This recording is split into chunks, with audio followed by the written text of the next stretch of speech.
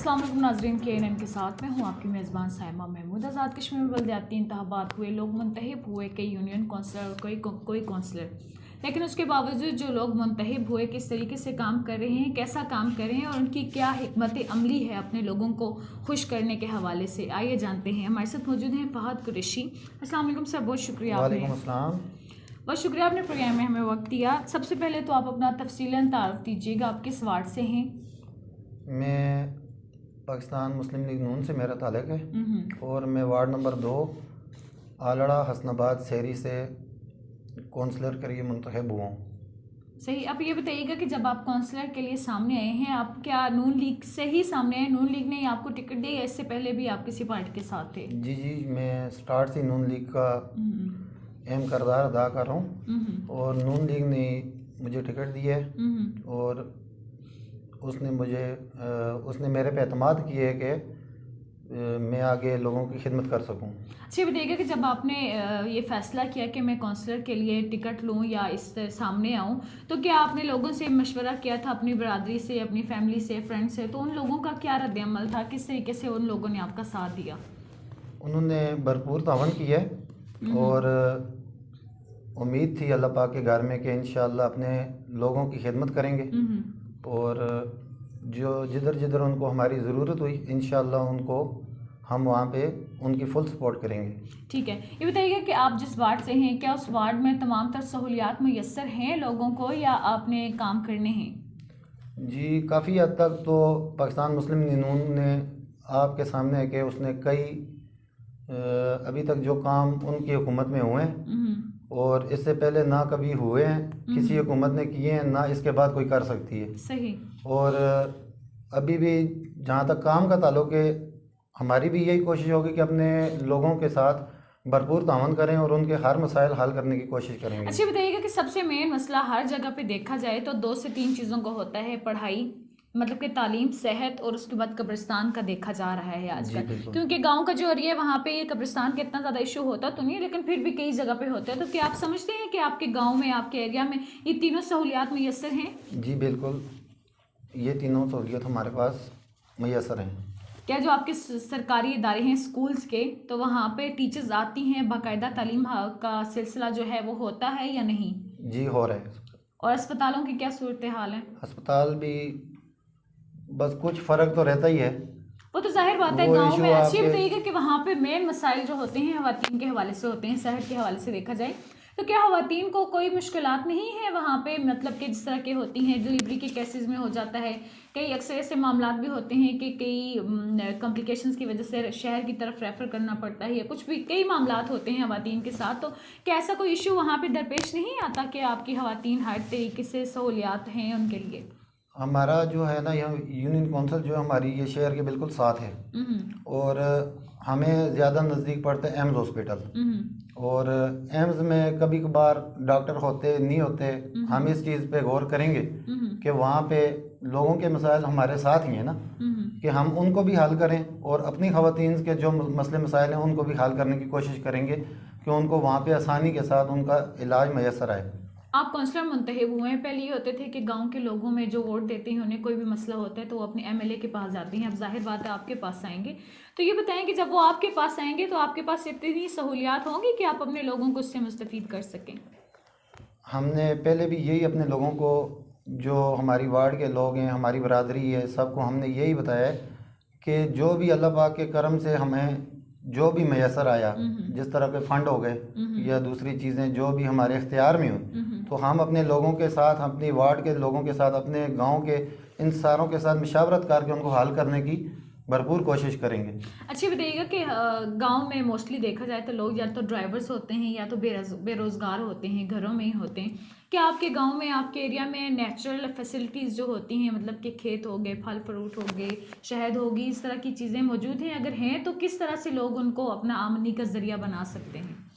खेती बाड़ी तो अब हमारे गांव में साथ साथ चल रही है, लोग उसी से मुस्तफ़ीद हो रहे हैं और साथ ज़्यादातर लोग जो हैं वो गवर्नमेंट के मुलाजिम हैं और ऐसा इशू अल्लाह ना करे कोई भी नहीं है।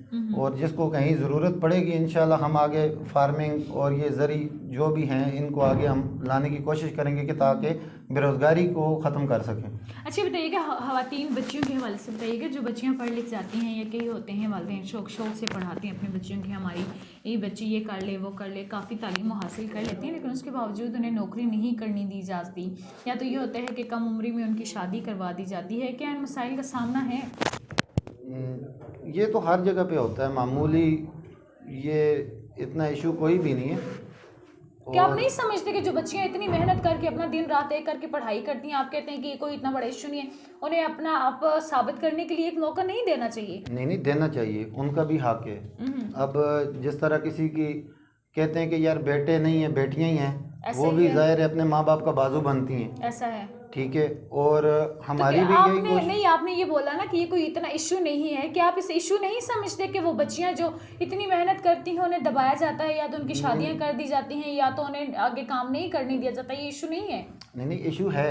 फिर सिर्फ इशू इस बात का मैंने बोला है कि जो भी बच्चियां मेहनत करके इधर तक पहुंचती हैं, आगे फिर बात आ जाती है सिफारिश की, कि उनको सिफारिश उनके पीछे कुछ भी नहीं होती। तो जाहिर बात है आपके लोगों ने आपको मुंतहिब किया ऐसी चीज़ के लिए कि क्या कि आप अपने लोगों को आगे लेके चल सकें। जी इंशाल्लाह हम अपने लोगों के साथ पूरा भरपूर ताउन रहेगा हमारा, और हम उनके जो भी मसाइल हैं इंशाल्लाह हम उनके हल करने की कोशिश करेंगे। और कोशिश तो ये होगी कि मेरिट पे जिसको मिले, जॉब मिले, उसका हक ज़्यादा है। आप समझते हैं कि यहाँ पर इस हुकूमत में या हमारे जो लोग हैं, हमारे जो MLA हजरात हैं, इन सब में मेरिट पर फैसले होते हैं? नहीं हो रहे। तो फिर आप किस लॉजिक से कह रहे हैं कि हम कोशिश करेंगे कि मेरिट पे, जहाँ पे मेरिट का कोई नामो निशान ही नहीं है, तो वहाँ पे वो बच्चियाँ मेरिट से कैसे मुस्तफ़ीद हो सकती हैं? देखें, जैसा आपको भी पता है कि पाकिस्तान मुस्लिम लीग नून के दौर में NTS का ये सीज़न चला है, और उसमें आज तक अभी भी इस वक्त भी लोगों को मौका मिल रहा है जिनका हक है। सही। और लोगों को सिफारिश की ज़रूरत इतनी नहीं पड़ती।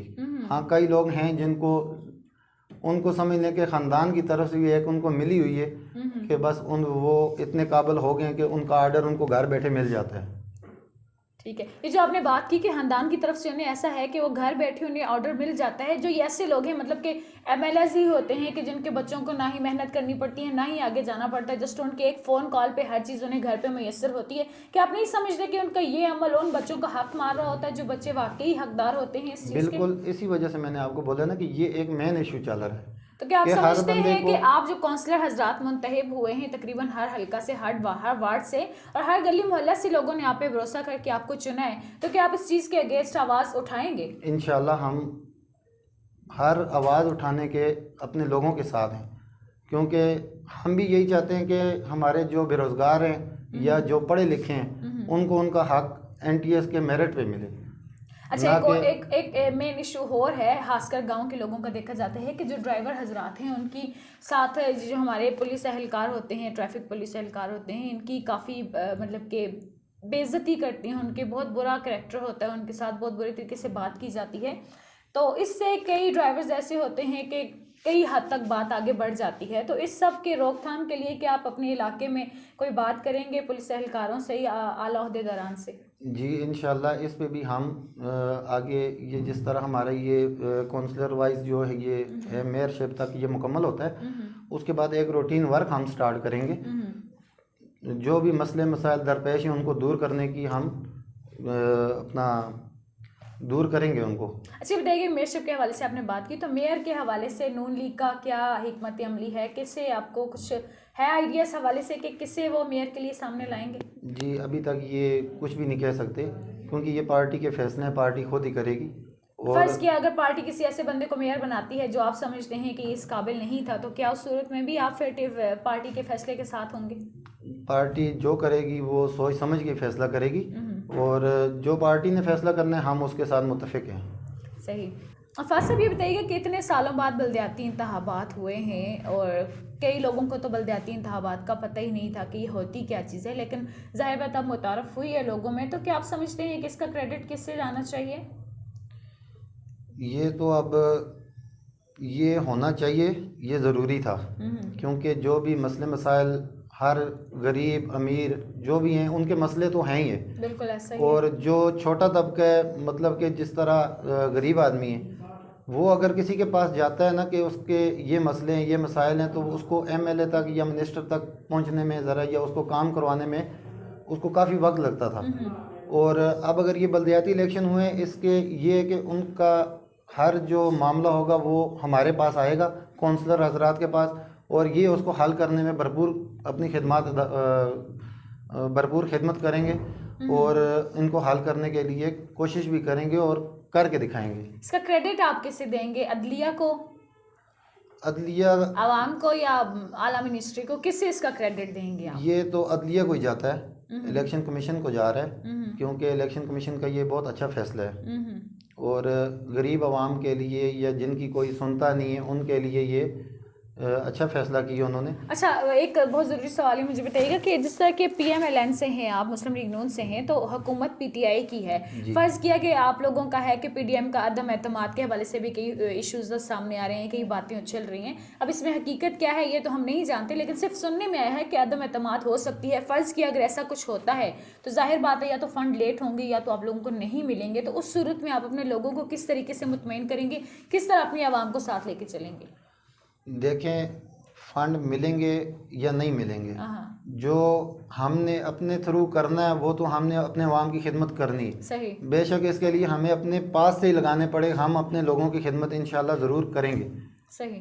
क्योंकि वो तो एक हुकूमत का लाए अमल है, वो जब आएगा या लेट आएगा, जो भी आना है वो तो आना है ही है। सही। क्योंकि वो उन्होंने देना ही है, क्योंकि ये टैक्स का पैसा ये हमारे पास रहना ही है। सही। ये हमें मिलेगा और इसको भी हम कोशिश करेंगे कि इसको अपनी असल जगह पे लगाएं, जहाँ पे लोगों को मुश्किलात हैं, उनके रोड के मसाइल हैं, उनके पानी के मसले हैं, उनके स्कूल में कोई अगर इस तरह की कोई इशू चल रहा है कि टीचर नहीं आ रहे और बच्चों की पढ़ाई ज़ाया हो रही है, हम इस पर भरपूर कोशिश करेंगे कि इसको हल करने में, ताकि उनके लिए आसानियाँ से आसानियाँ लेके आएं। ठीक है, अपने लोगों को क्या पैगाम देना चाहेंगे जिन्होंने वोट की पर्ची के साथ आपका साथ दिया, आपके साथ चले, आपके साथ कंधे से कंधा मिला के चले, उन लोगों के लिए क्या पैगाम देना चाहेंगे, किस तरीके से उनका शुक्रिया अदा करेंगे? मैं अपने वार्ड के लोगों का, अपने गांव के लोगों का और अपने जो बुजुर्गान हैं उनका तहे दिल से शुक्रिया अदा करता हूं कि जिन्होंने मुझे सपोर्ट किया, और ख़ासकर अपने कायद अपना मियाँ शहबाज शरीफ और मियाँ नवाज शरीफ का, जिनकी इस पार्टी का हम इस पार्टी को लेके आगे जा रहे हैं, और बैरिस्टर इफ्तिखार गिलानी साहब और शाह गुलाम कादर साहब का, उनका भी तहे दिल से शुक्रिया अदा करते हैं कि उन्होंने एतबार किया, उनका पूरा एतमाद था, हमें टिकट दिया कि हम उनके साथ चलने और अपने लोगों के मसाइल हल करने के लिए हम साबित कदम रहें। नाज़रीन, हमारे साथ मौजूद थे फ़हद कुरैशी जो PMLN के देरीना कारकुन हैं। इन्होंने अपने कायदीन का तो शुक्रिया अदा किया, लेकिन साथ साथ ये भी कहा कि हमारे वार्ड में मुस्लिम लीग नून की जानिब से काफ़ी हद तक काम किए गए हैं, सहूलियात काफ़ी हद तक मौजूद हैं, लेकिन जो नहीं हैं तो हम कोशिश करेंगे कि उन तमाम तर सहूलियात से अपने लोगों को मुस्तफ़ीद करें। नाज़रीन, आज के लिए बस इतना ही। अगले प्रोग्राम तक के लिए दीजिए इजाज़त। अल्लाह हाफ़िज़।